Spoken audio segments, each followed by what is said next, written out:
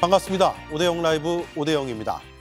이재명 대표에 대한 2심 선고 내용을 자세히 분석하겠습니다. 재판부의 취지는 크게 세 가지 지점에서 검찰 주장을 받아들일 수 없다는 것이었습니다. 지역적 표현이 아니라 전체 맥락으로 발언을 봐야 한다는 점, 교유 행위는 검찰의 개념은 성립되지 않는다는 점, 인식이나 의견은 사실과 분리해서 봐야 한다는 점입니다. 국민의힘은 법원의 판단이 상식에 맞지 않는다고 봤습니다. 대법원에서 바로 잡혀야 한다고도 했습니다. 일부 의원은 좌파 사법 카르텔이라며 이념적으로 낙인을 찍었습니다. 민주당은 승복하라던 여당은 어디로 갔냐라고 되물었습니다. 함께할 네 분을 소개해드리고 이수진 앵커의 브리핑으로 시작하겠습니다.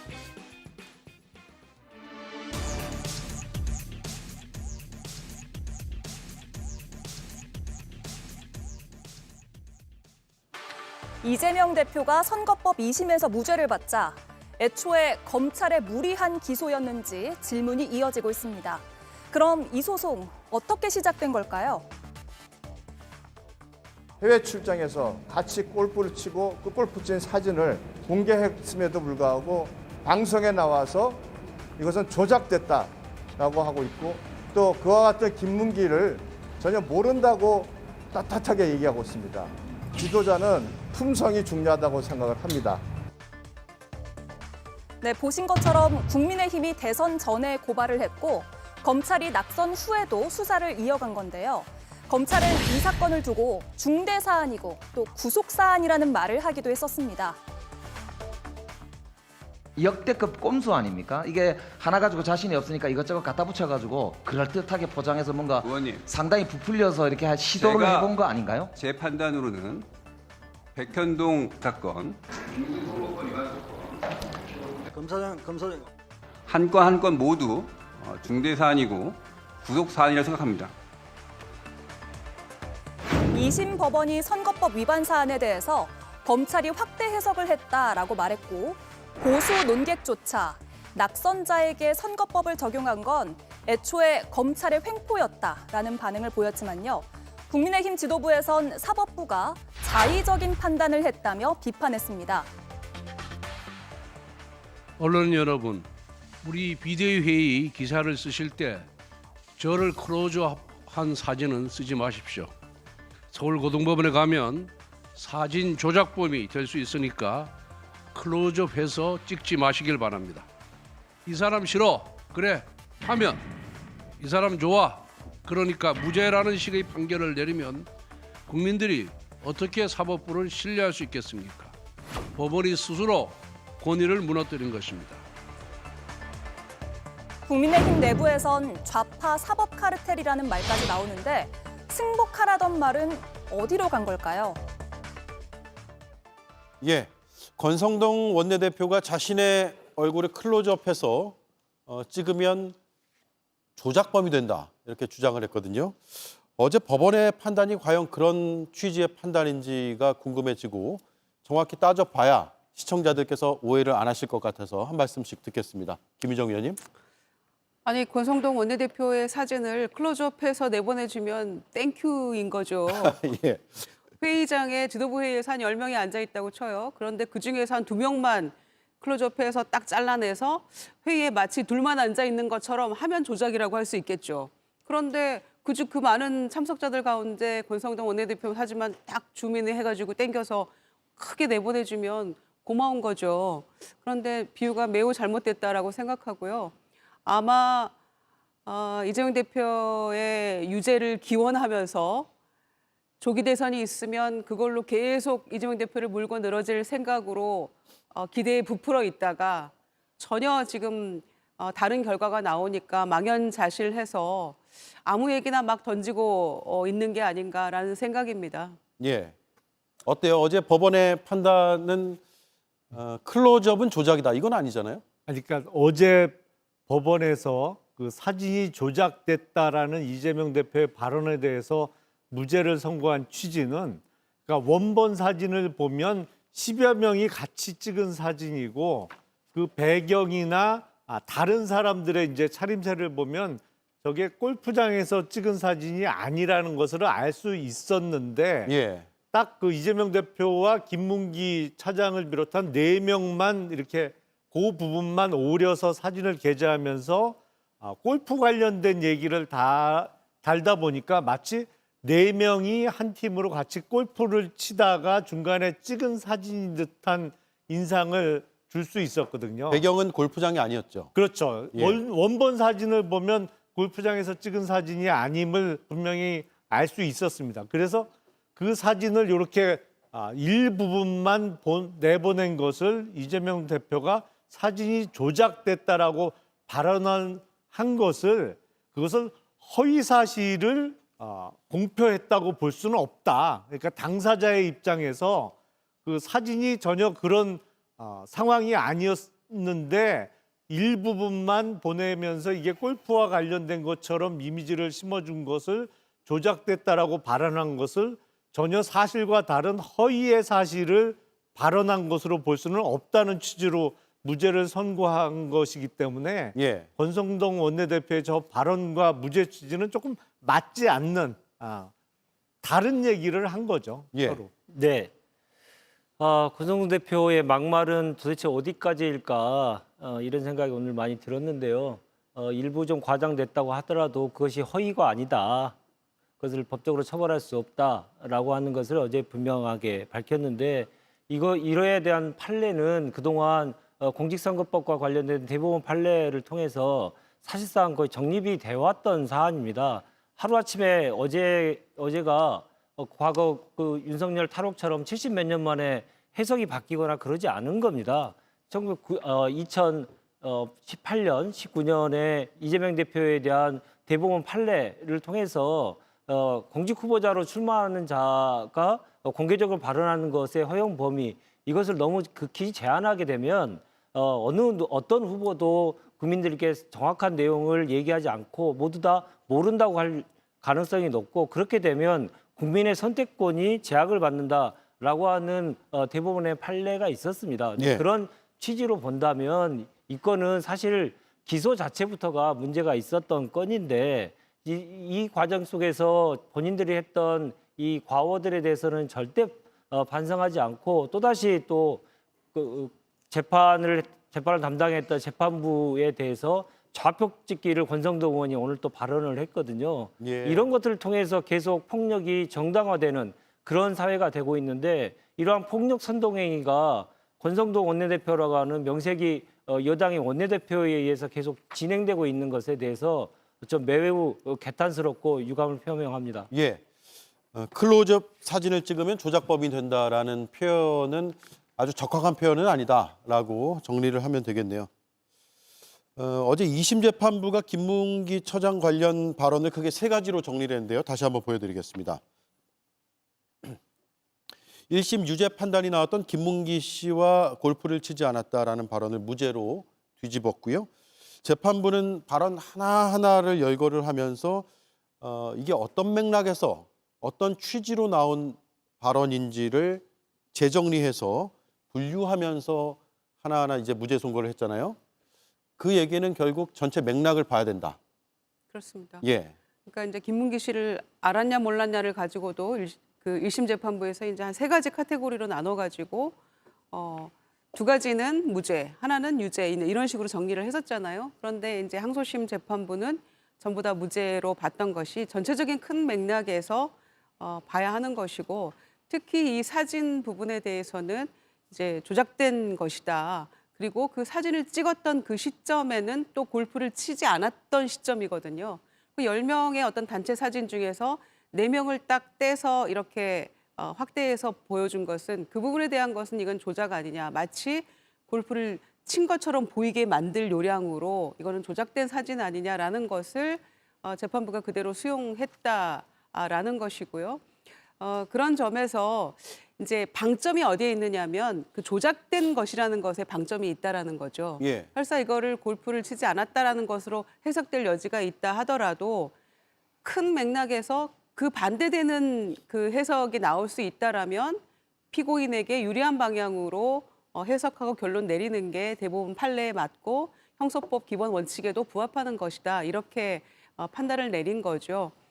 그런 점에서 저는 합리적 판단 내렸다고 생각하고요. 애초에 이 부분에 대해서 이 건을 가지고 기소한 것 자체가 공직선거법상 허위사실 유포라고 하는 당선자가 그 당선될 목적으로 허위사실 유포한 것, 그 부분에 대한 사실 처벌을 하자는 그 당초의 취지에 어긋나게 근소한 차이로 패배한 경쟁 후보에 대해서 기소까지 하면서 몇 년을 끌어온 이건 자체가 검찰의 무리한 기소였다라는 것을 극명하게 보여준 그런 판결이었다고 생각합니다. 예.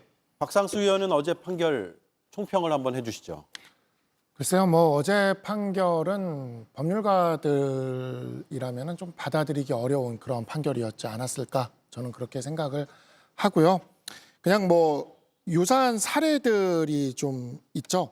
유사한 사례들을 좀 이렇게 놓고 봤을 때 이 허위사실이라고 이야기하는, 이 허위사실 유포라고 이야기하는 기존의 사례들을 그냥 한번 제가 두 가지 사례를 한번 소개를 해보겠습니다. 선거 기간 중에 구리월드 디자인시티 유치가 눈앞에 국토부 그린벨트 해제 요건 충족 완료라는 현수막을 게시한 사례가 있었습니다. 이와 같은 사례에 대해서 당선 무효형이 선고됐죠. 예. 그리고 또 하나 TV토론에서 상대 후보에 대해 북침설을 주장하다 7년간 징역살이를 했다고 역시 허위사실을 적시한 사례가 있습니다. 역시 당선 무효로 선고가 됐습니다. 예. 네, 이들 사례들이랑 한번 비교를 해서 어제 사건을 보고 판단을 해본다면 글쎄요, 차라리 허위사실 유포를 위헌 법률로 해가지고 위헌으로 해서 헌법소원으로 해서 위헌 결정이 나온 거였다면 모를까, 지금까지 허위사실 유포로 처벌되고 당선 무효형을 받았던 수많은 정치인들이 어제 판결을 보고 굉장히 이러한 생각을 할 것 같습니다. 예전에는 유전무죄, 무전유죄 했지만 이제는 유지무죄, 지지율이 있으면 죄가 없다. 예. 지지율을 가지고 판단을 하는 이러한 판단에 대해서 굉장히 내가 지지율이 낮아서 당선 무효까지 선고가 됐구나, 이렇게 생각하게 만드는 그러한 판결이지 않았을까. 사법부가 스스로의 신뢰를 상실하는 이러한 판단을 했던 것이라고 생각합니다. 예. 앞서 언급하신 내용은 그러게요. 명시적인 사실을 언급한 부분이고 어제 네. 재판부의 판단은 인식과 경우가 의견이라는 다르죠. 게 글쎄요, 아닐까요? 협박을 받았다라는 게 명시적인 사실이 아니라면 협박을 받았다는 게 인식이라고 하지 않습니까? 자, 예. 그러면 아까 얘기한 그 사례들을 이렇게 얘기하면은 그럼 이제 저기가 되질 않는 건가요? 그런 느낌이 있다. 예. 유치했다라는 그러한 느낌이 있습니다라고 얘기하면 그냥 느낌이란 말을 넣지도 않았어요. 심지어 협박을 받았다라고 얘기를 했지. 근데 협박이라는 단어를 이렇게 인식의 문제로 이렇게 놓고 이해를 한 거죠. 안다 모른다 역시 마찬가지입니다. 자, 그러면 이제 앞으로는 어떻게 하면 되느냐? 모른다고 하면 됩니다. 네, 뭐든지 다 그냥 모른다고 하면 되는 거죠. 모른다고 하는 것은 인식의 문제니까 자신한테 불리한 어떠한 사안이 질문이 됐을 때 그냥 그 사람은 모릅니다. 그 일은 모릅니다. 모르는 일입니다. 라고 얘기해봤자 그것은 허위사실이 아니게 되는 거죠. 자, 이러한 것들을 그래서 인식의 문제라는 것은 옛날부터 있었던 판례예요. 그렇긴 한데 그것을 인식의 범위를 우리가 사회적으로 생각할 수 있는, 법률가가 생각할 수 있는 그 범위 이상까지 확장해서 이 인식의 범위를 확장하는 것은 이것은 분명히 비판받을 지점이고 사실상 이 범죄 행위 자체를 형해화시킨, 사실상의 이제 모든 선거에서 알아서 적절히 허위사실을 얘기하고 국민들은 그에 대해서 그냥 판단해라, 이런 식의 판결을 내린 것이라고 볼 수 있겠습니다. 예. 어제 고등법원 판결과 관련해서 물론 견해가 갈릴 수는 있습니다. 보기에 따라서 이게 허위사실 공표죄가 된다 안 된다 견해가 갈릴 수는 있는데 아무리 생각해봐도 어제 기소됐던 내용보다는 도이치모터스 주가와 관련해서 주식 샀다가 손해만 보고 나왔다, 내 와이프가. 근데 사실은 23억 정도를 벌었잖아요. 예. 그게 훨씬 중한 죄 같은데요. 예. 자, 윤석열 대통령의 당시 후보 시절의 발언은 검찰에서 네. 어떻게 처리가 된지 이런 건 잠시 뒤에 짚어보고요. 하나씩 분석을 하고 있습니다. 검찰이 교유 행위라고 판단해서 공소장 내용을 변경하기도 했는데 2심 재판부는 교유 행위를 부인한 것으로 볼 수가 없다라고 했습니다. 김용남 의원님, 예. 교유 행위라는 게 교유는 들어봤고 행위는 들어봤는데 합쳐진 말을 저는 뭐 법조인이 아니니까 잘 들어본 적은 없는 것 같은데 종종 공소장이나 판결문에 등장하나요? 안 쓰는 표현이죠. 잘 안 쓰나요? 예. 보통은 저 비슷한 취지로 쓸 때는 일단 법률 용어는 절대 아니고요. 보통은 친교행위 내지는 사교행위 이런 표현을 쓰지 교유행위라고 쓰는 거는 저는 본 적이 없는 것 같아요. 근데 굳이 이제 왜 잘 쓰지도 않는 교유행위라는 단어를 썼을까? 저게 이제 유자가 놀유자잖아요. 예. 그러니까 굳이 놀유자가 들어간 단어를 쓴 게 아닌가라는 생각밖에 안 들어요. 잘 안 씁니다, 저런 말은. 예. 왜 썼을까요? 그러니까 놀았다는 걸 좀 예. 강조하기 위해서 예. 교유행위라는 걸 교유가 쓴거 이제 아니겠어요? 서로 친분이 있다라는 의미로 해석이 된다면 그 친분을 어떤 행위로서 입증하기 위해서 행위의 범주 안에서 판단하기 위해서 그렇게 교유행위로 썼다고 봐야 될까요? 아니 그러니까 친교행위, 사교행위라고 표현하면 뭐 우리가 그런 표현은 가끔 쓰죠. 예. 근데 그건 그야말로 어떤 사람과 사람 사이에 친해지기 위해서 이런저런 같이 식사를 한다든지 만나서 인사를 나눈다든지 이런 겁니다만 아무래도 검찰이 강조하고 싶었던 것은 골프도 같이 치고 바다 낚시도 같이 하고 이런 그래서 같이 놀았다는 의미의 놀 유자가 들어가는 단어를 굳이 쓴 거 아닌가 이런 생각이 들어요. 예. 자, 두 번째까지 짚어봤고 세 번째는 인식과 의견을 사실과는 좀 구분해서 판단해야 된다라는 취지인데 네. 성남시장 시절에 백현동 부지 용도 변경과 관련해서 앞서 짚어주셨죠. 이 대표는 2021년 국정감사에서 발언합니다. 국토부가 직무유기 문제 삼겠다고 협박해 어쩔 수 없이 용도 변경을 한 것이라는 취지의 답변을 했습니다. 협박이 과한 표현일 수는 있으나 허위로 보기는 어렵다.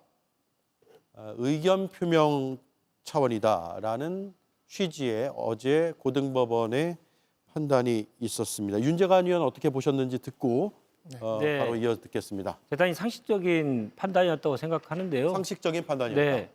아니 생각을 해보십시오. 대학생이 초등학생한테 계속 무엇을 하라고 공문을 보내고 강요를 했다면 계속 그걸 종용했다면 받아들이는 초등학생은 그것을 협박으로 느낄 수 있는 겁니다. 그건 너무나 당연한 것이죠.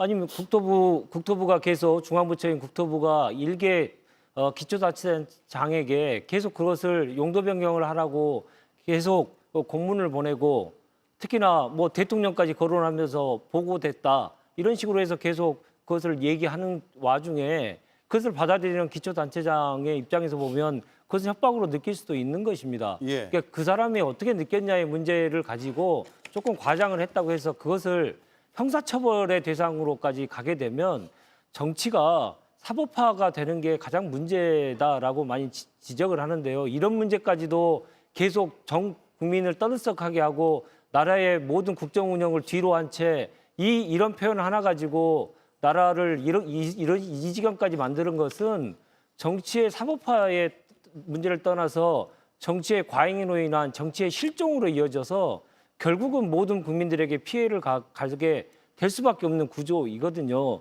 이 협박이라는 단어 하나 가지고 얼마나 많은 우리의 사회적인 비용을 더 지불해야 됩니까? 이제 좀 그만하셨으면 좋겠고 일반적인 법률가라면 이것에 대해서는 납득하기 어렵다고 얘기하셨는데 그 정도 된다면 그 법률가는 국민들과의 상식과 너무나 괴리되는 거기 때문에 법률이 살아있는 법률이 될 수가 없겠죠. 그리고 그게 현실이지도 않고요. 그래서 너무 그걸 법률가라고 하는 일반론으로 확대 해석하는 것은 좀 지양해 주시는 게 좋을 것 같다 생각이 듭니다. 예, 속보가 들어와서 전해드리겠습니다. 검찰이 이재명 대표에 대한 공직선거법 위반 2심 무죄가 선고된 것에 대해 상고를 했다는 소식입니다. 어제 상고를 하겠다는 의사를 검찰에서 밝히긴 했는데 직접 상고장을 이제 제출한 것으로 보이고요. 상고라 함은 시청자들께서 잘 아실 것 같습니다. 2심에 대한 판결 불복 절차에 들어갔다라고 해서 대법원에서 다시 한번 판단을 받겠다라는 취지입니다. 검찰이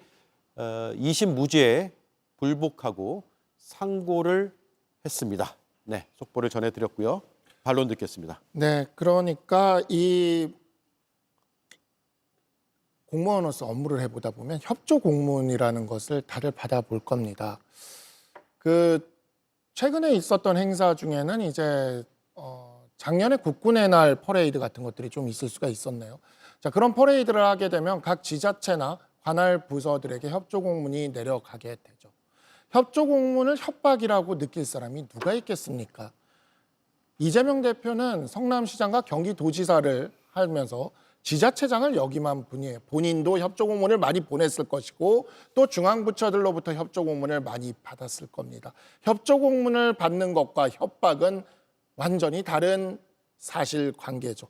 이와 같은 사실관계를 사실의 적시로 보지 않고 인식의 문제로 봤다? 그러면 이제 모든 사실의 적시에 해당되는 부분들은 다 인식의 문제로 해석될 수가 있는 겁니다. 자, 허위사실이라는 것은요, 공직선거법상의 허위사실 유포에서만 문제되지 않습니다. 일반인들끼리 서로 명예훼손을 하게 될 때 허위사실 적시 명예훼손이 되느냐 하는 문제도 이야기가 될 수가 있는 거죠. 제가 정치권에 들어오기 전부터 지금까지 많이 하고 있는 예를 들어 학폭 사건을 놓고 한번 생각을 해봅시다. 어떤 학생이, 반장이 아이한테 그렇게 이야기를 한 거죠. 내일까지 뭐를 해왔으면 좋겠다라고 이야기를 한 겁니다. 그렇게 부탁을 하는 이야기를 어찌 보면 반장의 지휘에서 했어요. 그랬는데 그 아이는 그것을 가지고 주변 친구들한테 이렇게 얘기를 하는 거죠. 반장이 나한테 협박을 했다. 자, 그러면 이러한 것들이 과연 허위사실 적시 명예훼손에 해당되는 학교폭력에 해당할 것이냐 아니냐? 이젠 아니라는 겁니다. 이번 판례는 그 얘기를 하는 거예요. 협박을 했다는 인식의 문제니까 사실의 적시가 아니니 협박을 했다는 말은 이제 거침없이 얼마든지 쓴다 해도 어떠한 법적 처벌이나 어떠한 이것에 대해서 명예훼손이나 학교폭력이나 이런 것이 될 수 없다고 하는 판결입니다. 그러니까 이러한 판결들이 중요한 거죠. 정파적인 이해관계 때문에 그렇게 쓰기에는 협박이란 단어를 사실의 적시의 문제에서 완전히 빼버린 것에 사회적 영향을 우리는 생각하지 않을 수가 없다. 이렇게 좀 말씀드리겠습니다. 예, 저녁 시간이 되면서 광화문 광장에 시민들이 많이 모이고 있습니다. 조금 전에 화면을 통해 전해드렸고요. 탄핵, 심판, 선거에 대한 자신들의 의견을 제시하기 위해서 광장에 모인 것 같습니다.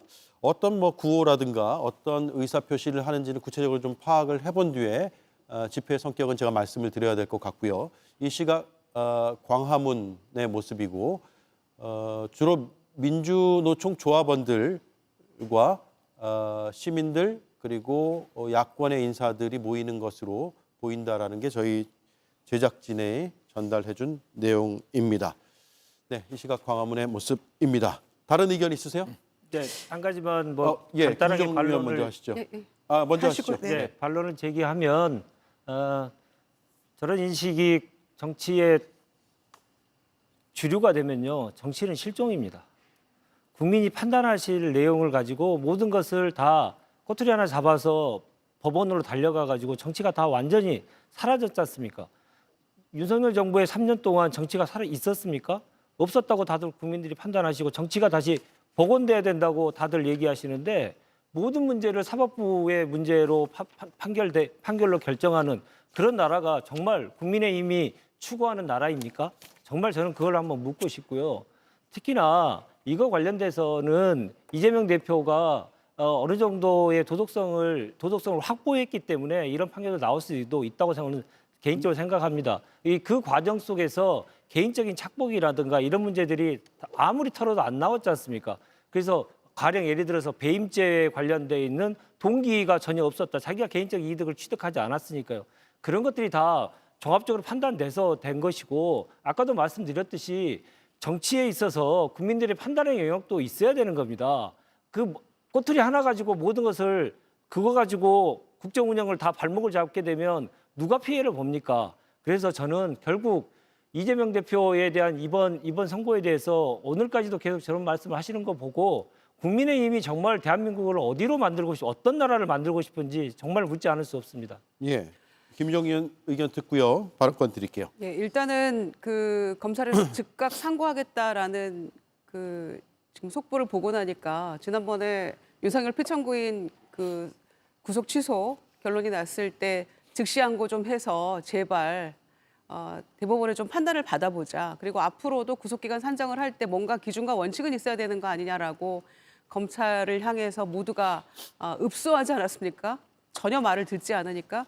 그랬던 검찰의 태도, 그리고 인권 운운했던 검찰의 태도를 보면서 오늘 이제 즉시 상고하는 모습 보니까 이재명 대표에게는 진짜 인권도 없는 것인지 내란 수괴 혐의자의 인권을 그렇게 존중하고 보호하는 검찰의 태도와는 너무 확연한 차이가 나서 이런 검찰이기 때문에 그 공직선거법 위반 혐의로 이렇게 기소하고 3년을 계속해서 압박하고 괴롭힐 수 있었겠구나라는 생각을 하게 되는데요. 그 공공기관 이전 문제를 가지고 전국에 28개인가요? 지자체 공문을 내려보냈잖아요. 중앙부처의 어떤 계획에 따라서. 성남시에 3번째 공문이 내려오고 그거를 이재명 당시 시장이 협박해서라고 표현을 했어요.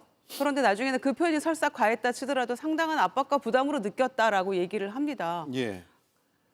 그 협박의 주체는 나는 그렇게 느꼈지만 협박의 주체는 누굽니까? 국토부잖아요. 그걸 나는 느낀 것이고 내가 그렇게 인식했다는 것 자체가 왜 그게 허위사실 유포가 되는지 그건 아니다. 그건 과한 해석이다라고 지금 재판부가 판단을 한 거잖아요. 그러니까 이 정도의 발언을 놓고 3년 동안 이렇게 끊임없이 괴롭힐 정도의 사안이었던가 그건 아니라는 것에 대한 현명한 판단이었다고 생각하고요. 글쎄요. 대선 후보자로 나온 사람이 이 정도 본인의 어떤 인식 그리고 나는 이렇게 느꼈다라고 얘기하는 거를 대국민 허위사실 유포라고 건다면 모든 후보자들이 별로 할 말이 없을 것 같아요. 모든 토론회에서 뭐라고 소신껏 얘기를 할 수 있을지도 저는 잘 모르겠고요. 예. 더군다나 이 내용은 지금 국정감사장에서 나온 발언이었지 않습니까? 그런데 이걸 가지고도 고소고발하고 결국에는 검찰이 합작품으로 기소를 해서 3년을 끌어온 사건 아닙니까? 그런 점에서 이걸 가지고 계속해서 시비 걸고 그다음에 검찰은 또 이거를 상고하고 이런 모습들이 검찰 스스로 저는 자충수를 두는 거라고 판단합니다. 네. 조금 전 그래픽 나간 거 제가 다시 한번 설명을 드릴게요. 이 사건이 어떻게 시작됐냐면요. 2021년 발언에 대한 이제 고발이 하나 있었고요. 2022년 2월 김문기 전 처장을 몰랐다라는 발언에 대해서도 국민의힘에서 2건을 이제 고발을 했습니다. 검찰이 불구속 기소를 했고 첫 재판이 2022년 10월 시작이 됐고 2023년 3월에 첫 재판에 출석을 하게 됩니다. 지난해 9월에는 1심 변론 종결이 되고 11월에 1심의 선고 결과가 나왔습니다. 그리고 어제 2심 선고가 나왔습니다. 검찰은 오늘 조금 전 상고를 했다는 소식까지 전해드렸습니다. 자, 민주당에서 앞서 이제 김용남 의원도 좀 짚어주셨는데 윤석열 대통령 때의 그런 허위 발언 의혹과 너무 다르지 않느냐 이런 주장들이 나오고 있어요. 그래서 저희가 한번 어떤 발언들로 윤석열 대통령은 후보 시절에 했던 발언들로 검찰 수사 대상이 됐었는지 한번 그래픽으로 준비를 했습니다. 네, 일단 불기소 6건인데요. 김 여사 계좌 공개 발언을 했는데 이에 대한 불기소가 있었고 이재명 후보가 대장동 비리의 몸통이다라는 발언을 했는데 불기소로 끝났고요. 김건희 여사의 이력서 관련한 해명 역시도 불기소로 끝이 났습니다. 코바나 컨텐츠의 전시 시기와 관련해서 시기가 다른 발언을 했다라는 취지의 고발이 있었는데 역시 불기소가 됐고 김만배 씨와 전화 한 통 한 적이 없다라는 발언에 대해서도 검찰은 불기소를 했습니다. 윤석열 대통령의 부친 집을 김만배 씨의 누나가 매매한 것과 관련한 발언 내용에 대해서도 검찰은 불기소를 했고요. 또 불송치된 사건도 3건이 있는데 김건희 여사의 허위 경력 의혹 관련 해명이 있고 전 정권 적폐 청산 수사 관련한 발언, 김 여사의 아파트 전세권 설정 관련된 해명도 모두 불송치가 돼서 저희가 파악하기로는 9건이고요. 불송치 또는 불기소로 끝이 났습니다. 즉 혐의 없음 처분으로 끝났다고 보면 되겠습니다. 이거 하나 좀 짚어보고 갈게요. 윤재관 의원님, 네. 김용남 의원께 차례로 발언권 드리겠습니다. 지금 보신 것처럼 윤석열 대통령에 대한 모든 건은 다 무마가 됐지 않습니까? 다 문제가 되는 게 하나도 없지 않습니까? 그래서 당선, 무죄, 낙선, 유죄 이런 얘기가 나올 수밖에 없는 것이죠. 그래서 낙선자에 대해서 이렇게 탈탈 털어서 정치적인 사법살인을 정치적인 이 살인 그리고 그것을 사법의 영역으로 끌고 가서 사법살인을 하고자 하는 그런 사례는 우리가 대한민국에서 한 번도 본 적이 없는데 최초로 이런 것들을 아무렇지도 않고 감행을 했지 않습니까? 저기서 얘기가 나오지 않았습니다만은 도이치모터스와 관련돼서 그 주가 조작에 관련된 많은 얘기들이 사실상 법원에 그리고 검찰의 수사를 통해서 법원 재판 과정 속에서 모두가 사실이 아닌 것들이 너무나 많이 드러났잖아요. 가령 예를 들어서 손해를 봤다. 근데 대단한 이익을 받고 2010년도 이후로는 몇 번 거래한 이후로는 딱 끊었다. 그랬는데 계속적으로 거래를 했고 계속적으로 소통을 했다는 사실이 드러났지 않습니까? 그러니까 명백한 허위 사실을 유포한 것인데 그것마저도 재판 과정에서 다 드러난 것마저도 지금까지도 한 번도 제대로 기소가 안 됐지 않습니까? 그리고 수사를 제대로 하라고 했더니 가서 출장 조사하고요. 예. 이렇게 편법적으로 그리고 선택적으로 검찰권을 남용했기 때문에 검찰공화국이라고 하는 것이고 그래서 이 검찰공화국에서 정의란 있을 수 없다라고 하는 것들을 국민들이 대다수가 느끼고 있었기 때문에 계엄 있기 전에 대통령 지지율이 한번 더듬어 보십시오. 다 10% 정도의 수준에 머물렀습니다. 임기 3년 차예요. 그 정도 됐으면 국민들에 대한 평가가 완전히 끝난 것이거든요. 그러면 이제는 좀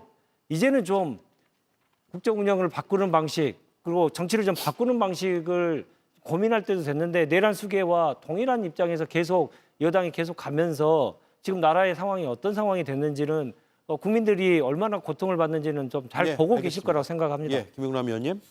그 법 적용에 있어서 국가기관의 그 수사권이 신뢰를 받으려면 국민들이 보시기에 동일한 기준으로 적용이 된다라고 생각이 되어야 합니다. 근데 지금 본 것과 같이 그러니까 당선자의 경우에는 대부분 불기소가 이루어지고 뭐 사실상 전부 불기소가 이루어졌는데 사실과 달랐던 발언임이 이미 다른 사건의 증거들을 통해서 확인된 경우가 있고요. 또 예를 들어서 지금 한참 수사 중입니다만 명태균 씨 관련해서 뭐 나는 한 번 내지 2번 이외에는 만난 적이 없다. 내지는 나는 명태균 씨와 직접 연락을 주고받은 적이 없다라는 발언을 한 주요 정치인들이 여러 명 있는데 동일한 지금 이재명 대표와 관련한 동일한 기준을 적용한다고 하면 다 허위사실 공표로 사실상 출마가 어려워진다는 얘기밖에 안 되는 겁니다. 근데 특히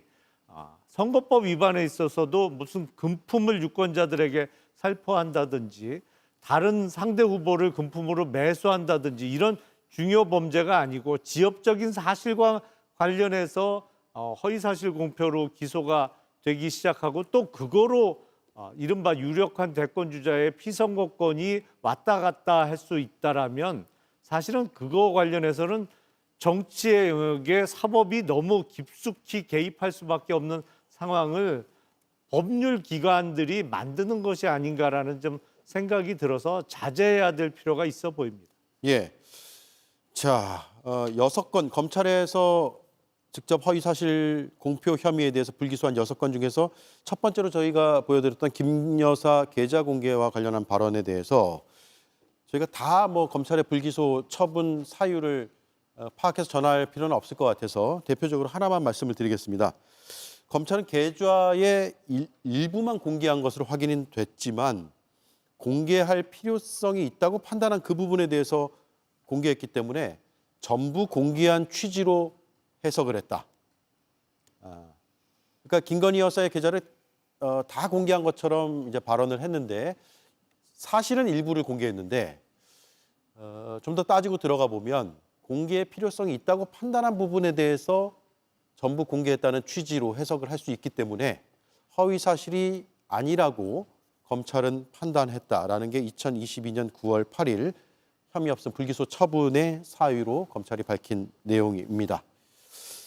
네, 오늘 국민의힘에서는 법원의 판단을 상당히 비판을 했고요. 사법 카르텔이 존재한다 이런 주장까지 나왔습니다. 들어보겠습니다.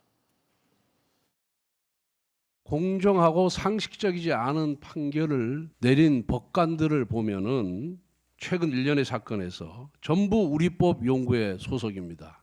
아니면 국제인권법 연구회 소속입니다. 대통령에 대한 체포영장을 발부한 서부지법 판사도 우리법 연구회 소속입니다. 그리고 최근에 한덕수 대행 탄핵 사건에서 유일하게 인용 결정을 내린 정계선 재판관도 우리법 연구회 소속입니다. 그리고 어제 내린 이재명 항소심의 주심 판사도 언론에 의하면은 우리법 연구회 내지 국제인권법 연구회 소속입니다. 우리법 연구회의 카르텔이 존재한다는 시중에 소문이 이 정도 되면은 사실로 드러났다고 보는 것이 저는 맞다고 생각을 합니다.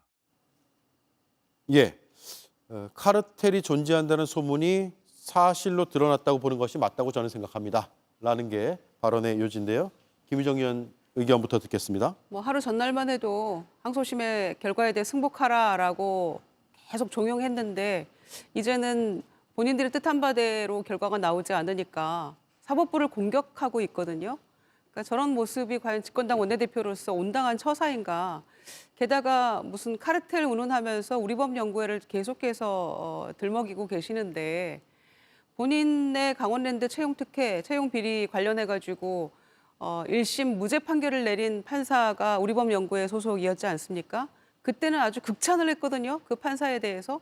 그래놓고 지금 우리법연구회가 마치 뭔가 문제가 많은 그런 집단인 것처럼 그런 식으로 폄하하고 비난하는 것은 정말 전형적인 내로남불의 극치라고 할 수 있죠. 굉장히 무책임하고 그때그때 본인의 입맛에 따라서 이건 옳고 이건 그르고 이렇게 기준이 계속 움직입니다.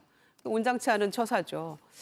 그래서 아무리 결과가 국민의힘이 그 예상했던 그 결과가 아니고 1심을 완전히 뒤집는 무죄 판결이 나왔다고 해서 저런 식으로 이걸 수용하지 않고 정말 이상하다라고 얘기하면서 본인들이 사법부 공격에 오히려 앞장서고 비난하는 것은 과연 험죄 결론에 대해서 승복해야 된다라고 민주당 왜 승복한다고 얘기하지 않느냐 응답하라라고 얘기했던 권성동 원내대표가 맞는지 묻고 싶고요. 이런 태도는 지금 사법부에 대해서 승복하지 않고 오히려 공격하는 모습인데 그렇다면 헌재에 대해서도 헌재 심판 결과에 대해서도 지금 성에 차지 않으면 만약에 인용이 나온다면 그거에 대해서 계속해서 문제 제기하면서 불복하겠다는 것을 지금 보여주고 있는 모습이 아닌가 싶어서 글쎄요, 말씀을 좀 가려서 하는 게 좋을 것 같고 사법부에 대해서는 승복하는 자세를 집권당 원내대표가 먼저 보여주는 게 그게 맞지 않나 싶습니다. 예. 사법부 판단이 지금 계속 정치적으로 논란이 되고 있는 게 지금 계엄 이후 탄핵 국면에서 반복이 되고 있습니다. 서부지법의 체포영장과 구속영장 발부, 중앙지법의 구속 취소, 그다음 이번에 이 항소심 판결. 정치적인 어떤 그 스탠스, 입장에 따라서 사법부에 대한 공격이 지금 뭐 이 스튜디오에 있는 뭐 모든 정당 가리지 않고 오갔습니다. 그거 뭐 부정하는 사람 아무도 없을 겁니다. 사법부가 지금 현재 어찌 보면은 이런 갈짓자의 행보를 계속해서 보이는 것, 그로 인해서 서로 간에 승복하라는 이야기를 그때그때 바꿔가면서 하는 것, 이 상황 자체가 지금 국민들에게는 굉장히 정말 당황스럽게 느껴질 것이고 예. 앞으로 지금 우리가 이 국면 이후에 대한민국이라는 나라를 생각했을 때 이 법치주의와 사법부에 대한 신뢰 자체가 무너지는 이 상황이 과연 어떠한 결과로 이어질지를 정치권도 이제는 생각할 때가 됐다라는 생각이 듭니다. 예. 특히 헌법재판소 결정이라는 가장 큰 결정이 지금 우리 앞에 놓여져 있죠. 이 결정 앞에서 또 어떠한 결과가 초래될지 굉장히 걱정스러운 지점이 많습니다. 그런 측면에서 정치권에서 이러한 부분들에 있어서는 모두 자제를 할 필요는 있다라고 저는 생각을 합니다. 알겠습니다. 자, 첫 번째 이슈 여기까지 하고요. 이수진 앵커가 두 번째 이슈로 문을 열겠습니다. 지금 빨리 시급합니다. 최대한 빨리 복귀될 수 있도록 최선을 다할 테니까요. 너무 걱정하지. 집도 잃고 재산도 잃고 다 잃었어요. 숨도 없어요. 아무것도 없습니다. 지금이야. 갈 데가 없다고요. 나라에서 일정한 상당한 기간 동안은 먹고 입고 자는 거를 다 책임을 질 테니까. 네, 무죄를 받고 이재명 대표는 천막 당사가 아니라 곧바로 산불 화재 현장으로 향했습니다. 오늘로 이틀째 경북 지역에 머무는 건데요. 오늘 오전에는 조금 전 보신 것처럼 의성 시민들을 만났습니다. 이 대표는 산불로 집과 재산을 잃은 이재민들에게 의식주 지원을 약속했고요. 또 불에 탄 고운사를 찾아서 예산 걱정 없도록 하겠다라고 말하기도 했습니다. 보수세가 강한 지역이기 때문에 시민들의 반응도 화제였습니다. 특히 고향 안동 민심이 화제였는데요. 왜 이제 왔냐라면서 서운함을 보인 시민도 있는가 하면 고향 사람을 보니까 반갑다는 반응도 있었습니다. 인정소리가 불편해서 지금 타고 있는데 진짜 너무하는 거 아니에요? 아 진짜. TV보다 영화가 너무너무 신기하고 너무 좋대요. 아이고 만나면 반갑습니다. 여사님 어디서 오셨어요? 안동이죠.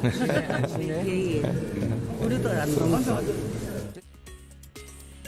본격적인 민생 행보를 시작한 이재명 대표. 앞으로 민주당의 기조도 달라질 거란 전망이 나오고 있습니다. 예, 어제 법원 선고 이후에 곧장 안동으로 향했고요. 그 뒤에 경북 산불 현장을 오늘도 돌면서 피해를 살펴보고 있다는 게 현장에서 들어오는 소식입니다. 현장에 들어온 영상들 조금 더 보겠습니다.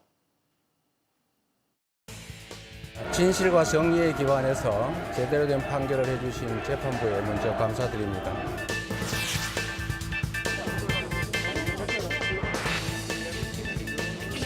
네. 짠도 다 타고 아무것도 미안해요. 뭐 미안할 건 없어요. 우리 어머니가 평생 세금 내셨잖아요. 힘은 없는 말이시더만 어쩔 수 없어. 전면 없는 거 아니에요. 당당하게 요구해도 돼요. 네.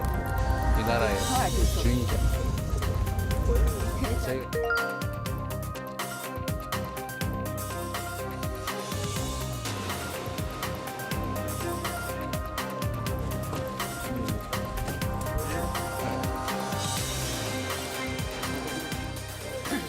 여기 이러지 말고 집 한 대 가서 좀 보고 가세요 좀. 하루 저녁에 다 이거 하루 저녁에 지금 다 있고 오고 갈 데가 없습니다. 예, 현장의 이재민들의 굉장히 어려움을 호소하고 있고요. 네, 그 이재명 대표가 경청하는 모습도 영상으로 보셨습니다. 국민의힘 지도부는 이전에 방문을 했었죠. 네, 그렇습니다. 국가적 재난입니다. 국가적 재난에 여야가 있을 수 없는 사안이고요. 이러한 문제들에 있어서 정말 이 재난을 극복하기 위해 정부, 여당 그리고 야당까지 모두 하나로 뭉쳐서 이 부분은 같이 해결을 해야 된다고 생각을 합니다. 다만 이번 화재 사건이 발생하는 과정에서 진압의 과정에 인도가 충분히 확보되지 않아서 이러한 진화가 굉장히 어려운 지금 그러한 상황에 좀 놓여 있습니다. 근데 과거 2023년 10월 국정감사 때 이 인도 확보와 관련돼서 환경단체들이라던가 그다음에 이제 무소속에 있었던 윤미향 의원 등이 상당한 문제 제기를 했던 것이 있습니다. 물론 그때는 이제 산사태 발생 등이 바로 이 임도 때문에 일어났다라는 것을 가지고 문제 제기를 했지만 지금 보시면 알겠지만 경상북도 북부 지역처럼 이렇게 산이 험하고 이런 지역은 한번 산불이 번지면 도저히 이것을 길이 없으면 막으러 갈 방법이 없습니다. 예. 그런 측면에서 앞으로 이러한 일들이 다시 반복되지 않도록 민주당 이재명 대표도 이렇게 현장을 방문했으면 느꼈다면 임도 확보나 이런 부분에 있어서 산림청의 요구나 이런 것에 대해 환경단체 이야기만 들을 게 아니라요. 좀 더 현실적으로 그러한 부분에 있어서 협조를 하고 함께 했으면 좋겠다는 말씀을 드리고 싶습니다. 예, 구체적인 해결책을 함께 찾아보자 이 말씀이고요. 그래서 뭐 인도 확보 이런 얘기도 하셨는데요. 이 정권 출범할 때부터 민주당에서 계속 지적한 바가 있습니다. 어떤 점을 지적했냐. 산불 진화용 그 헬기가 매우 부족하고 지금 현재 있는 것도 산림청이 보유하고 있는 것의 60% 넘는 것이 러시아제인데 러우 전쟁으로 이 부품 확보가 되겠느냐 이런 우려를 표하면서 헬기 국산화, 그다음에 노후 헬기에 대한 어떤 문제점들 지속적으로 지적을 해왔었어요. 그러니까 민주당이 무슨 나몰라라 하고 있었던 게 아니라는 점을 다시 한번 말씀드리고 싶고요.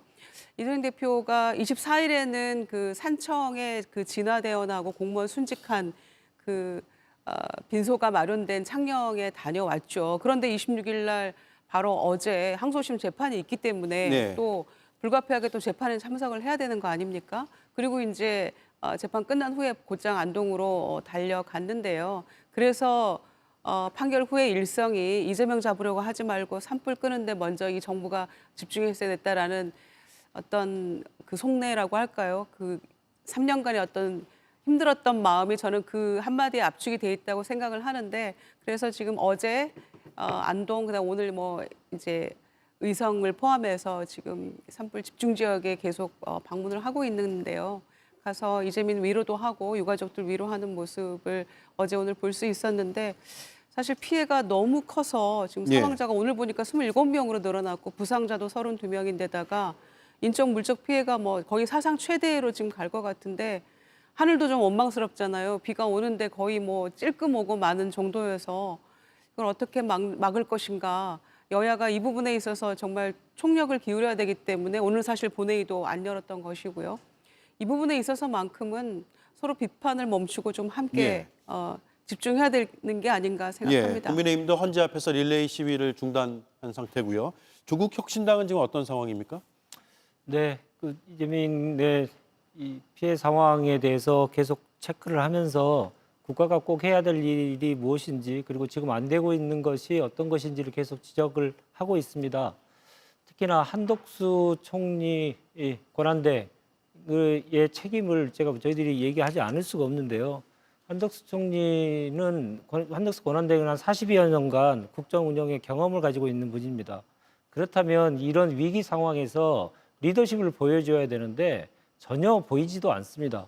그러니까 국정의 컨트롤 타워가 없는 거는 당연히 이제 내란 속의 윤석열이 파면을 앞두고 있기 때문에 그렇다고 치더라도 그동안 평생을 국정 운영을 했던 한덕수 총리가 이때 사실은 실력 발휘를 좀 해줘야 되는데 전혀 발휘를 못하고 있고 반면에 본인들이 국민을 위해서 국가를 위해서 하지 말아야 될 일만 열심히 하고 또 거부권 행사하고 또 헌법재판관 임명도 계속 미루고 이런 일만 계속하고 있는 것이고 민생을 돌보는 일은 전혀 신경을 쓰지 않고 있다는 사실 이것들이 지금 계속 드러나고 있는 것에 대해서 문제 제기를 할 것이고요.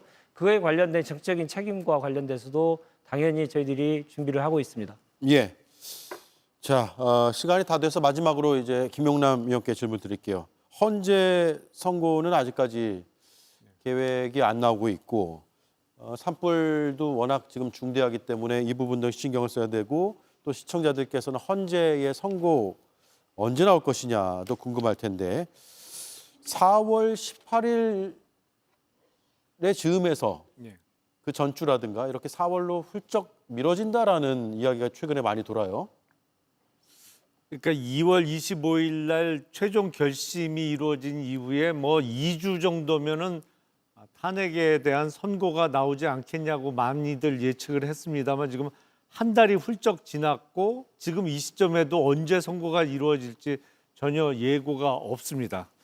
그러다 보니까 올해 을사년을 맞이하면서 왜 우리말에 그 을씨년스럽다라는 말이 이 을사년 같다라는 말에서 유래했다고 을사년에 조심해야 될 일이 많을 것 같다고 하는데 지금 탄핵 선고는 계속 미루어지고 전국적으로 지금 큰 규모의 산불이 제대로 잡히지 않고 있어서 정말 을씨년스러운 분위기가 계속 이어지고 있는데 지금 헌법재판소의 재판관들은 사실은 국민적 기대를 이미 충족을 못하고 있는 상황입니다. 사실은 빠른 시일 내에 본인들 입으로 중차대한 탄핵 사건에 대해서 대통령에 대해서는 최우선적으로 진행을 하고 결론을 내겠다고 이야기를 해놓고 아무도 이해할 수 없는 이유도 알지 못한 채 지금 한 달 이상 선고가 지연되고 있는데 다음 주라도 조속히 결론을 내는 것이 맞고 무엇보다도 어떤 정파적인 이해관계를 고려한다기보다는 정말 헌법과 법률에 따라서 조속한 선고가 이루어지기를 다시 한번 바라고 또 저 개인적으로도 촉구하는 바입니다. 예, 마지막으로 오늘 나온 여론조사가 하나 있어서 소개해드리고 마칠까 합니다. NBS 전국 지표조사고요. 윤 대통령 탄핵 심판 전망을 두고 파면될 것이다 라고 전망한 겁니다. 응답자들이 파면될 것이다 라는 전망이 51%고요. 기각되어 직무 복귀할 것이다가 39%로 집계됐습니다. 모름, 무응답은 10%로 나타났습니다. 오늘 발표된 여론조사고 지난 최근 3일간 24, 25, 26일 조사가 된 내용입니다. 전국의 만 18세 이상 남녀 1,001명이 조사 대상이었고요. 전화 면접 조사 100%, 표본 오차는 플러스 마이너스 3%의 95% 신뢰 수준입니다. 엠브레인 퍼블릭과 K스탯 리서치, 코리아 리서치, 한국 리서치가 함께 여론조사를 했습니다. 자세한 사항은 중앙선거여론조사심의위원회 홈페이지를 참조하시면 되겠습니다. 네 분 말씀 잘 들었습니다. 고맙습니다.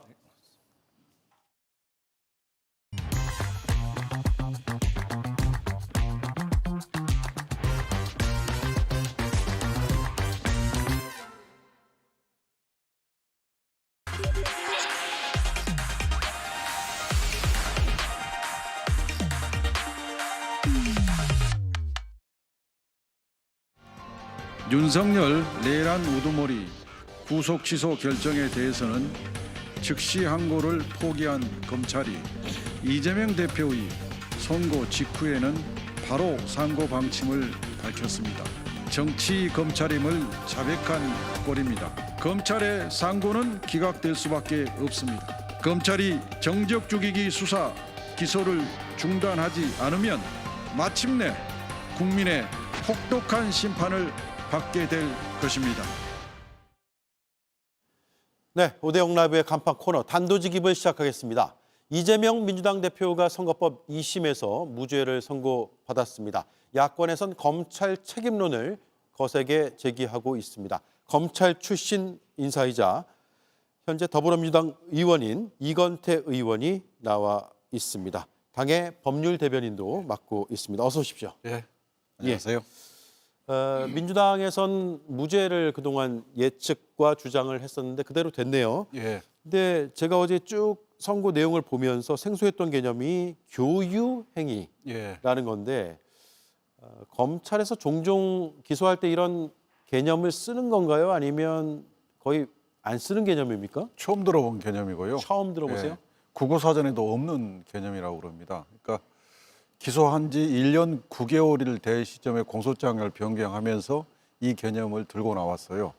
근데 그때까지 변호사들이 김문기를 몰랐다는 것은 인식과 기억에 관한 문제인데 이건 행위가 아니기 때문에 처벌이 불가하다 이런 법리적 주장을 계속하니까 행위가 필요하잖아요. 그래서 교유 행위를 들고 나온 겁니다. 근데 이제 2심 법원에서도 그 개념을 계속 유지하려고 했는데 법원에서는 교유 행위는 보지 않고 교유 행위의 구체적인 게 뭐냐 그렇게 특정하라 그렇게 해가지고 이제 세 가지를 특정했죠. 김문기를 몰랐다. 두 번째는 김문기하고 골프를 치지 않았다. 세 번째는 경기지사 시절에 공소법 재판을 받을 때 대장동의 실무자인 김문기라는 사람으로부터 전화로 대장도 사업에 대해 설명을 들었다. 이 세 가지로 이제 구체적으로 정리를 했습니다. 그러면서 이제 판사가 그때 했던 말이, 그런데 김문기를 몰랐다, 아니 김문기하고 골프를 치지 않았다고 공소 사실이 있는데 예. 그것은 이재명 대표가 한 말이 아니고 검찰이 해석을 통해서 도출한 말이냐 이걸 물어봤어요. 그러면서 공소장을 변경해 달라 예. 이렇게 했거든요. 결국 근데 그 해석을 통해서 도출했다. 그래서 그렇게 말한 적이 없다. 그 이재명 대표는 A라고 말했는데 거기서 해석을 통해서 B라는 말을 도출했고 그걸 공소유지를 하려고 했는데 법원이 그걸 인정하지 않았죠. 네. 예. 그러니까 인식 차원의 문제 그리고 기억 이런 것 사실 이제 처벌 대상이 될 수는 없다는 것은 법리적으로 많은 판례들도 있고요. 다만 예. 이걸 행위인 것으로 그렇죠. 포장하려고 공소 했죠. 제기하기 위해서 예. 교유 행위라는 것을 만들어냈다라는 예. 말씀이네요. 예. 검찰의 표적 수사라고 민주당은 줄곧 주장해 왔거든요. 예. 대표적으로 어떤 근거가 있을까요? 이제 그 사건의 수를 보면 되는데요. 먼저 대장동으로 기소를 했고 대장동이 여의치 않으니까 성남 FC를 들고 나와서 기소를 했고 동시에 이제 이 공소법 사건도 기소를 했지 않습니까? 그것도 여의치 않으니까 또 백현동을 들고 나왔어요. 그것도 여의치 않으니까 대북 송금 사건을 들고 나왔죠. 예. 그것도 여의치 않으니까 이제 법인카드까지 들고 나왔습니다. 이 행태를 보면 이재명이라는 표적을 정해놓고 그 표적이 죽을 때까지 수사 기소를 계속 하는 겁니다. 이게 대표적인 표적 수사죠. 예. 잘못된 것이고요. 그다음에 공소법의 공소 사실만 보더라도 박수영 의원이 페이스북에 이재명 대표 일행이 뉴질랜드 가서 10명의 사진을 찍었는데 해변가를 배경으로 그중에 이재명 대표 중 4명만 오래가지고 뉴질랜드 호주 가서 골프도 치셨습니까? 그렇게 마치 골프 치고 난 다음에 찍은 사진인 것처럼 의혹을 제기했어요. 예. 그걸 가지고 이재명 대표가 국민의힘 측이 4명 사진을 찍어서 내가 골프 쳤다고 주장을 했던데 내가 확인해 봤더니 올해 일행 단체 사진에서 4명을 오래낸 거더라. 조작된 거죠. 그리고 그중에 대부분을 절반은 내가 모르겠더라. 이렇게 말했어요. 근데 그 말은 김문기하고 골프 치지 않았다는 말이다라고 도출을 한 다음에 근데 김문기가 골프 쳤으니까 허위 사실이다. 예. 이렇게까지 무리한 확장 해석을 한 겁니다. 이게 요 사실만 보더라도 얼마나 검찰이 표적 수사를 했는지 알 수 있는 거죠. 예. 그 사진은 이제 확대해서 4명만 있는 것처럼 보이게 했잖아요. 예. 오늘 국민의힘에서 권성동 원내대표는 앞으로 사진 확대하면 다 조작범 된다. 하지 마시라라고 얘기까지 했는데 그런 개념이 아니죠, 이건. 그런 개념이 아니죠. 그것은 진실을 왜곡한 발언이죠. 그 발언은 분명히 10명 사진 중에 4명만 오려내가지고 뉴질랜드 호주 가서 골프도 치셨나요? 하면서 그때 이재명 시장이 쓰고 있는 모자에 그 골프 볼 마커 그게 붙어 있어요. 그걸 또 표시를 해가지고 이건 골프장에서 찍은 사진이라고 누가 보더라도 그렇게 인식이 돼요. 예. 그걸 가지고 지금 사진 확대라고 변명하면 안 되는 거죠. 그러면 원본 사진을 본다고 한다면 이건 골프장이 아니었구나를 분명히 알 수 있습니다. 분명히 알 수 있습니다. 그걸 클로즈업해서 확대하니까 배경이 잘 보이지 않고 상반신만 보이니까 예. 누가 보더라도 그건 또 거기에 쓰인 글까지 종합해서 보면 골프 치고면서 찍은 사진이래 이렇게 인식이 되는 겁니다. 예. 그래서 사진이 조작이라고 법원에서도 판단했다라고 그렇습니다. 보면 되는 건가요? 예. 검찰이 상고를 했습니다. 대법원의 판단을 받게 되는데 공직선거법의 634 범칙이라 그래서 3개월 안에 대법원 상고심이 있어야 된다라는 게 훈시 규정인가요? 어떻습니까? 꼭 지켜야 되나요? 법에는 가로 열고 강행 규정이라고 돼 있어요. 강행 규정이요. 그런데 재판을 하다 보면 아직 심리가 안 끝났는데 6개월에 1심을 끝내라고 해서 재판을 끝낼 수가 없잖아요. 그러니까 이게 강행 규정이라고 써 있지만 현실적으로 훈시 규정으로 운영이 되고 있는 겁니다. 재판 현실하고 맞질 않아요. 그런데 어쨌든 어제 내린 판결의 판결문을 보면 약 100쪽이 되는데 허위사실 공표와 관련된 대법원 주요 판결 대부분의 판례를 다 집약해가지고 법리 판단을 쫙 했어요. 예. 그다음에 사실관계 인정도 저도 잘 모르는 증거까지 다 들어가지고 종합 판단해서 사실관계 인정했어요. 그래서 이 판결은 법리 판단도 굉장히 정치하고 사실관계 인정도 매우 정확해요. 완성도가 매우 높은 판결입니다. 이 판결이 대법원에서 깨질 리가 없습니다. 예. 그렇게 보신다면 예. 대법원 판결이 보다 빨리 나와서 완전히 정리되고 나서 대선을 치르면, 조기 대선이 있다면요, 조기 대선을 치르면 되지 않을까라는 생각도 드는데, 대선이 그러니까 윤석열 대통령에 대한 탄핵 심판이 4월 초중순에 난다고 하면 대법원 선거가 그 사이에, 그러니까 즉 대선 전에 나올 가능성이 있을까요? 네, 그 이제 기간을 물어보시니까 제가 대답을 드리면, 고등에서 대법원으로 기록이 가야 되잖아요. 예. 그게 통상 한 달 정도 걸립니다. 아, 기록이 가는 것만 예, 한 달이에요? 그렇습니다. 왜냐하면 고등에서 기록을 이제 상고장을 오늘 검찰이 접수했지 않습니까? 그러면 이제 고등에서는 증인신문, 녹취서나 이런 걸 다 이제 정비를 해서 기록을 정밀하게 정확하게 정비를 해야 되는 겁니다. 그래가지고 대법원으로 보내기 때문에 상당한 시간이 걸려요. 그리고 대법원에 접수되면 그때로부터 검찰은 상고인인 검찰은 20일 안에 상고 이유서를 내야 돼요. 그러니까 그 기간이 근 2달이 걸립니다. 예. 또 그로부터 이제 법원이 판단을 하게 되는데, 이걸 만약에 파기환송을 하려면 이 완성도 높은 판결에 흠을 잡아야 되기 때문에 제가 통상적인 생각으로 볼 때는 5개월 정도 소요될 거예요. 그리고 3개월 안에 결정한다면 그것은 아마 통상적인 예로 볼 때 상고 기각, 이재명 무죄 확정 판결이 될 겁니다. 네. 그렇기 때문에 현실적으로 조기 대선이 온다고 가정을 할 때 이재명 대표의 사법 리스크는 이제 없다. 저는 그렇게 봅니다. 네. 2심이 그 사이에 나올 가능성은 거의 희박하다. 네, 희박하다. 예.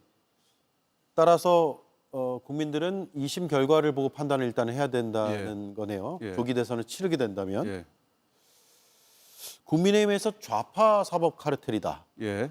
라는 주장이 나왔습니다. 예. 어제 사실 2심 선고가 나기 전에는 국민의힘 지도부가 2심 선고 어떤 결과가 나오든 받아들이라, 승복하라라고 민주당에 이야기를 했는데, 선고 나온 다음에는 또 좌파 카르텔이다 이렇게 표현이 나왔단 말이에요.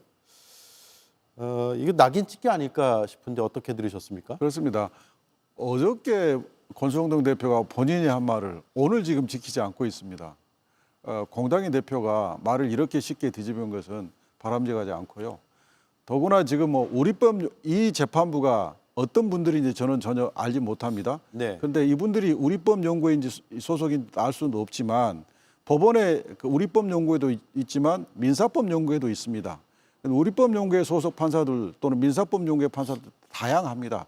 그래서 우리법연구회는 이럴 것이다, 민사법연구회는 이럴 것이다, 이렇게 속단하거나 단정할 수가 없습니다. 예. 그리고 그래서 본인들한테 불리한 판결이 났다고 해서 판사를 이런 식으로 흔들고 공격하는 것은, 더구나 국회가 공격하는 것은 매우 부적절하다. 이것은 사법권 침해다. 이렇게 생각합니다. 네. 판결 내용에 대해서는 뭐 검찰에서도 상고를 했고 언론에서도 보는 시각에 따라서 비판은 할 수 있지만, 판결 내용에 대해서는요, 판사를 이렇게 어떤 프레임에 가둬서 이념적으로 어떻다라고 하는 건 굉장히 위험한 발언이라는. 그렇습니다. 예. 그러니까 저 판결에 대해서 불만이 있으면 판결 내용에 대해서 비판을 해야죠. 예. 근데 판결 내용을 비판하지 않고 판사가 우리법연구원 소속이니까 이것은 잘못된 판결이다, 이렇게 비판하는 것은 매우 동의하기 어렵습니다. 네. 어제 뭐 기사도 보고 이렇게 그 기사를 소비하는 소비자들 댓글을 쭉 보면 그런 얘기도 있더라고요. 우리가 어떤 일을 하든 간에 일의 결론이 나빠지면, 원치 않은, 의도치 않은 결과가 나오면 불이익을 뭐 직장에서도 이렇게 받을 수도 있는데, 검찰은 혹여라도 이제 무리한 기소였다고 본다면, 이런 무죄가 나중에 확정되면 검사는 불이익을 받게 되나요? 굉장히 그 부분이 중요한 포인트인데요. 검찰에도 사건 평정이라는 게 있습니다. 사건 평정이요. 그래서 무죄가 나면 대검에서 사건 평정을 합니다. 사건 평정위원회가 꾸려져 있습니다. 근데 거기서 평정을 하는데 잘못이 있으면 0.5점부터 3점까지를 주어줘요. 그런데 대부분은 무죄가 나더라도 기소한 검사하고 무죄 판결한 법원 간의 견해 차이일 뿐이다라고 벌점이 주어지지 않고 0점이 주어집니다. 예. 그리고 벌점이 주어진 케이스에서도 징계를 해본 적이 없어요. 그러니까 사실상 무죄가 나더라도 아무런 불이익이 없는 겁니다. 그러니까 본인이 이 정권이 잘 보이기 위해서 무리한 기소를 하더라도 또 무죄가 최종 확정된 데는 3심까지 가려면 뭐 2, 3년이 걸려버릴 수도 있잖아요. 그 사이에 본인은 인사상 혜택을 받고 승진하고 이런 혜택은 받고 책임은 나중에 지게 되고 네. 그 책임도 같은 정부 내에서는 거의 묻지를 않으니까 이 무죄에 대해서 거의 통제가 없는 상황이에요. 이 부분에 대해서 제도 개선이 필요한 상황입니다. 네. 인사고과에 당장 반영이 안 되나요? 당장 반영이 안 됩니다. 예. 그래서 1심이건 2심이건 무죄가 나면 그 검사는 아니 무죄가 났더라도 항소해서 상고해서 유죄 받을 겁니다. 기다려 주셔서 이렇게 대답을 할 텐데 기다리지 말고 무죄가 나면 바로 무죄 평정을 시작을 해야 되고 무죄 평정위원회도 외부인이 지금 12명 중에 외부인이 10명으로 돼 있는데 전원을 외부인으로 하고 그것도 그 위원을 선정을 할 때 검찰과 친한 분들 중심으로 하지 말고 정말 객관적으로 예컨대 변협에 몇 명을 보내주세요. 이렇게 객관적으로 위원을 구성해가지고 이걸 실질화할 필요가 있고 또 특수부는 특수부대로 형사부는 형사부대로 무죄 통계를 내가지고 특수부 내에서 무죄가 많이 난 검사는 승진의 불이익을 주고 형사부 내에서 무죄가 많이 나는 검사는 승진의 불이익을 주고 이렇게 실제로 통제 시스템이 작동되도록 제도를 개선해야 됩니다. 예. 선거법 위반 혐의 외에도 여러 사건들이 아직 진행 중인데 위증교사는 1심에서 무죄가 나왔잖아요. 지금 항소심 단계에서 어떤 지금 위치에 있습니까? 어느 단계에 있습니까? 지금 항소심은 3월 11일 날 1차 준비기일을 했고요. 예. 4월 1일 날 2차 준비기일을 열 예정입니다. 근데 1차 준비기일 때 그 위증의 본범 김진성이라는 분 네. 이분이 이제 자백을 했다고 해서 검찰이 기소를 이재명 대표를 위증 교사로 기소를 했잖아요. 그런데 이제 변호인 측에서 김진성 씨가 이 자백한 게 문제가 있다. 왜 자백을 했냐면 김진성 씨가 알선 수재로 구속 영장이 청구됐는데 기각됐는데 그 이후로 진술을 갑자기 바꿔서 자백을 했다. 그렇기 때문에 이 자백의 임의성이 문제겠다고 문제를 제기했어요. 그랬더니 그 재판장이 검찰한테 물었어요. 김진성에 대해서 현재 수사 중인 게 뭐냐? 그랬더니 알선 수재죄를 아직 수사 중입니다. 왜 아직 기소하지 않고 결정하지 않고 가지고 있느냐? 그랬더니 뭐 증거를 못 찾아서 충분한 증거를 못 찾았습니다. 그랬더니 그 수사 상황을 정확하게 제출해 달라.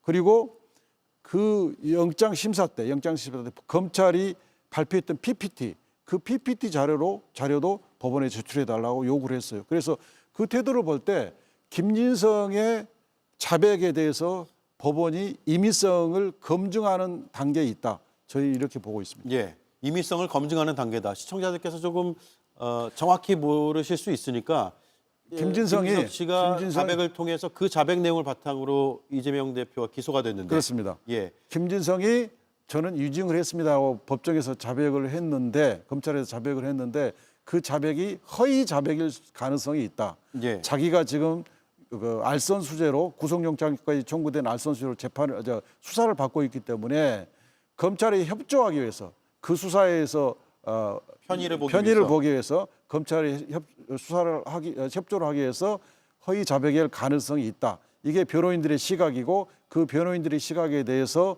법원이 검토를 하기 위해서 자료를 내달라고 한 거죠. 저는 그렇게 보고 있습니다. 예, 자신의 범죄 혐의를 덜기 위해서 그렇습니다. 자백을 함으로써 근데 이게 허위 자백일 가능성이 있다라고 이재명 대표 변호인들은 보고 있는 거고요. 물론 아직 결론이 나거나 명확히 밝혀진 점은 아직 없지만 그 사건을 이렇게 오래 가지고 있을 이유가 없어요. 예. 왜냐하면 그 공범인 김인섭이라는 분은 벌써 2심에서 끝나가지고 유죄가 확정이 됐거든요. 예. 그런데 그 김인섭의 공범인 이 김진성 씨를 지금까지도 잡고 결정을 안 해요. 공소 제기를 아직 안 한 상태고요. 그렇죠. 공소를 할지 불기소를 할지 결정을 안 하고 들고 있는 겁니다. 예. 그에 대해서 2심 재판부가 준비 기일 때부터 해서 굉장히 왜 이런지에 대해서 들여다보고 있다. 그렇습니다. 라는 것이어서 그 자백의 신빙성을 따질 수도 있다라는 예, 말씀이네요. 그렇습니다. 예. 헌재 얘기 좀 해보죠. 당초 예상보다 상당히 늦게 이뤄질 것으로 보이는데 예. 물론 뭐 내일이라도 발표한다고 하면 할 수도 있겠지만요. 오늘은 일반 사건 선고를 했고 그러니까 오늘은 아니고 아마도 다음 주 늦으면 4월 18일 날 2명의 재판관이 퇴임하기 전쯤에 나올 가능성이 있다라고 하는데 민주당에서는 정확히 어느 지점 그러니까 어느 시기쯤에 나올 것으로 보세요? 그러니까 헌재의 그 심리 정보가 거의 흘러나오지 않으니까 대부분의 사람들이 추측이나 내피셜로 지금 생각하고 있는데요. 내일 선고될 가능성은 지금 오늘쯤 고지가 돼야 되는데 네. 지금쯤 고지가 안 된 걸 봐서는 좀 힘들어진 것 같고 그러면 적어도 다음 주 초 또까지는 선고가 되기를 바라고 있습니다. 원래 이 재판을 시작할 때 윤석열 탄핵 심판 재판을 선고할 때 네. 시작할 때 어떤 사건보다 대통령 탄핵 사건이 중요하고 시급하기 때문에 이 사건부터 하겠다고 공언을 했지 않습니까? 그럼에도 불구하고 이상하게 검사 탄핵, 감사원장 탄핵, 한덕수 총리 탄핵을 먼저 했어요. 이것만 하더라도 한 10일 소요됐을 거 아니에요. 네. 그만큼 많이 밀려버린 거죠. 그 이유가 뭔지는 많은 사람들이 어제 선고된 이재명 대표의 항소심 재판 결과를 보려고 한 거 아니냐라고 지금 의혹을 제기하고 있어요. 헌법재판소가 이런 의혹을 받는다는 게 국가적으로 불행한 사태입니다. 이 의혹을 해소하기 위해서라도 신뢰를 회복하기 위해서라도 다음 주 초에는 헌재는 선고해야 됩니다. 네, 이재명 대표의 선거법 위반 2심 선고 결과까지 보고 나서 판단하겠다라고 해서 시간을 좀 의도적으로 늦췄다라고 의혹 제기를 하신 거네요. 제가 의혹적인 게 아니라 예. 제가 뭐 국회의원인데 지금 공개된 자리에서 그렇게 말씀드릴 수는 없고 예. 많은 분들이 지금 그렇게 생각하고 있습니다. 아, 세간에서 그런 인식들이 그렇습니다. 퍼지고 있다. 예. 그런데 헌법재판소는 세간에 그런 인식이 퍼지는 것조차도 예. 극도로 조심하면서 그런 오해를 받지 않기 위해 그렇습니다. 해야 되는데 헌법 그렇지 못하다. 수호기관이고 최고의 재판기관이잖아요. 예. 이 재판기관의 권위가 신뢰가 국민들로부터 의심받으면 안 되지 않습니까? 그런 사태는 오지 않아야죠. 네. 한덕수 총리의 기각을 놓고 여당에서는 윤석열 대통령의 복귀 가능성이 커졌다라고 주장을 하고 있고 민주당은 전혀 별개의 사안이다라고 반박을 하고 있습니다. 법률적 관점에서 법조인 출신으로 보시기에 두 사안이 전혀 별개인가요? 아니면 어느 정도 교집합이 있습니까? 전혀 별개죠. 그러니까 지금 윤석열 대통령의 복귀를 얘기하는 것은 공상입니다. 공상. 왜냐하면 한덕수 총리 기각 때 비상계엄에 한덕수 총리가 관여하지 않았다라고 판단한 거지 않습니까? 비상계엄에 한덕수 총리가 관여했다면 한덕수 총리도 당연히 인용이 됐겠죠. 예. 그렇기 때문에 관여하지 않은 사람과 비상계엄을 일으킨 사람은 전혀 별개인 게 일단 기각 결정문에서 나오는 거죠. 그리고 그 비상계엄이 요건과 절차를 다 미비했다는 것은 온 국민이 다 알고 있지 않습니까? 그러니까 위헌, 불법 비상계엄이라는 것은 온 국민이 알고 있는 사실이고 그건 이미 온 국민이 재판을 끝난 겁니다. 그러면 위헌, 불법 비상계엄을 했고 군이 국회를 침탈했고 선관위를 침탈했으면 그것은 이 자체로서 중대한 겁니다. 그래서 탄핵 인용, 윤석열 대통령 파면은 그건 기정사실입니다. 이것을 헌재가 흔들지는 못할 겁니다. 예. 최상목 부총리에 대한 탄핵을 추진하는 것으로 알려져 있다가 또 약간 늦춰지는 거 아닌가 혹은 보류되는 거 아닌가라는 식의 해석이 가능한 민주당 내에서의 발언들이 나왔거든요. 하는 겁니까? 아니면 보류입니까? 이미 이제 탄핵 소추안이 발의가 되고 있고요. 발의가 되면 첫 번째 본회의 때 보고를 하도 돼 있고 보고가 되면 빠르면 24시간, 늦으면 72시간 내에 표결하도록 돼 있지 않습니까? 근데 오늘 본회의가 열릴 예정이었는데 오늘 본회의가 국회의장님이 산불 재난 때문에 일단 연기를 했어요. 네. 그렇기 때문에 이제 국회의장님이 이제 본회의를 언제 열지 양당의 지도부하고 협의를 하겠죠. 그렇게 열리면 그때 보고되고 그러면 탄핵 절차가 진행이 되겠죠. 근데 최상목 권한대행은 본인이 87일 동안인가 대행으로 있으면서 헌법에 위반돼서 마은혁 재판관을 임명하지 않았을 뿐만 아니라 헌법재판소에서 임명하지 않은 것은 위헌이라고 판결을 했음에도 불구하고 그걸 이행을 안 했어요. 네. 만약에 국가가 이렇게 되면 국가가 어떻게 운영되겠습니까? 이것은 결코 작은 문제가 아닙니다. 예. 네. 권한쟁의 심판 말씀하시는 거죠? 그렇죠. 권한쟁의 심판에서 권한대행이 마은혁 재판관을 임명하지 않은 것은 위헌이다 라고 헌재가 선고를 했지 않습니까? 예. 그리고 그 선고는 모든 국가기관이 귀속되도록 되어 있습니다. 그런데 권한대행이라는 사람이 최고의 행정의 지금 책임자가 그 사법부의 명령을 뭉개고 있단 말입니다. 이건 매우 심각한 사태입니다. 이렇게 돼버리면 권한대행에 의한 행정부 독재가 지금 진행 중에 있는 겁니다. 행정부 마음에 안 들면 입법부의 말도 사법부의 말도 듣지 않겠다는 거예요. 예. 그러면 견제와 균형으로 이루어지는 상권 분립의 법치주의, 민주주의 국가가 아닌 거죠. 예, 알겠습니다. 국정의 불안정 문제 때문에 여당에서 아마도 반대하는 것으로 알고 있지만 그럼에도 불구하고 헌법 위반 혐의가 있는 것은 반드시 책임 물어야 된다. 이렇게 이해를 하면 되겠네요. 네, 시간이 다 됐습니다. 오늘 여러 법률적 쟁점 또 당내 소식까지 잘 들어봤습니다. 바쁘신데 나와주셔서 고맙습니다. 예, 감사합니다. 예, 지금까지 더불어민주당 이건태 의원이었습니다.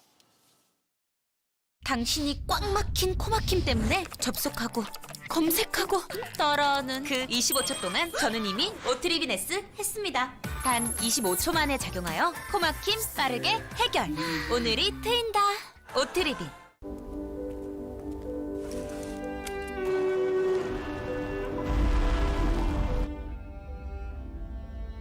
거침없지만 한없이 부드러운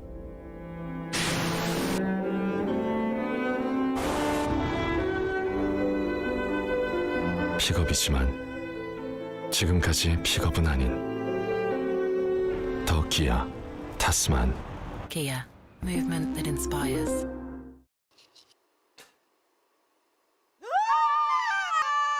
잠깐! 지금 놀랄 때가 아니야. 파르돈탁스 허브 프레쉬로 잇몸 질환 예방 효과를 경험해봐. 잇몸 케어는 상쾌한 허브 프레쉬로. 카르텔이 또 등장했습니다. 이번엔 좌파가 수식어로 붙었습니다. 사법 좌파 카르텔이 이 정도로 뿌리가 깊은가? 어제 2심 재판부가 무죄를 선고하자 대통령과 가깝다는 정치인이 한 말입니다. 판사가 특정 연구회 출신이라는 의혹도 제기했습니다. 판결 내용에 대해 여러 견해가 있고 비판과 반박을 하는 건 자유입니다. 그러나 판사를 성향과 이념에 가두어 해부하고 낙인을 찍는 건 전혀 다른 문제입니다. 못하게 말려야 할 정치인이 오히려 앞장서고 있다는 것은 부적절을 넘어 증오를 선동하는 것과 크게 다르지는 않아 보입니다. 앵커 한마디였습니다. 몸은 아프지, 일은 바쁘지. 어떡하지? 잠깐 타임. 테라플루 타임. 따뜻한 차처럼 흡수가 빨라 감기를 빠르게. 효과 빠른 감기약 테라플루. 야, 이거 진짜 뭐야? 누가 만들었어? 미국 사람? 내가 만들었지. 미국 남부 스타일의 깊고 진한 특미. 에드워드 리 빅 사이즈 순살. 맘스 터치. 이 수많은 사람들은 이미 알고 있다. 피부의 모든 것은 리쥬란으로부터 시작된다는 것을. 리쥬란으로 새로운 나로. Rewrite your story. 리쥬란. 엄마, 얼음! 아이스크림? 우와, 아이스크림. 아이스크림. 와, 얼음나무다. 국내 최초 얼음 정수기. 특허받은 얼음이니까. 엄마, 얼음 엄청나. 얼음 정수기는 정원 아이스 뉴 아이스트리. 네, 오늘 자정 JTBC 논쟁이 방송됩니다. 파면이냐 복귀냐를 주제로 지난주에 이어서 2차 토론회를 이어갑니다. 한덕수 대행의 기각이 윤 대통령 사건과 관련이 있는지, 재판관들의 전원일치 가능성이 어떤지 등을 토론할 예정입니다. 이용우 의원, 김선택 고려대 법학전문대학원 명예교수, 국민의힘에선 강전의 대변인, 성균관대 법학전문대학원의 지성우 교수가 일주일 만에 다시 토론석에서 마주 앉아 토론을 하게 됩니다. 시청해 주시면 좋은 토론으로 보답하겠습니다. 5대0 라이브는 마치고 저는 논쟁에서 뵙겠습니다. 고맙습니다.